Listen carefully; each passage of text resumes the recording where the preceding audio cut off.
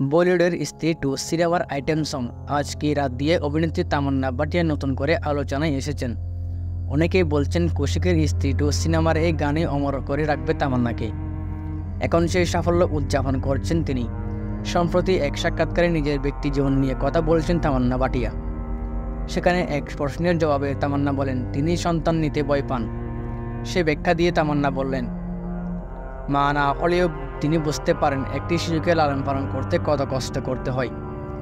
সন্তানকে যে কতটা স্নেহ ভালোবাসা দিতে হয় তা পরিমাপযোগ্য নয়। তামান্না আরও বলেন, আমার বাবা মা আমাকে এতটাই আদর যত্ন করেছেন যে তা আমি আমার সন্তানদের করতে পারবো না। সন্তান জন্ম দেওয়া থেকে তাকে বড় করা পুরো প্রতিক্রিয়া কথা ভাবলে আমি শিওর উঠি। গেল বছর বিজয়ের সঙ্গে তামান্নার প্রেমের গুঞ্জন শোনা গিয়েছিল। বিমানবন্দর থেকে শুরু করে পুরস্কার অনুষ্ঠানের লাল গালিচা সব জায়গায় একসঙ্গে দেখা যায় দুজনকে।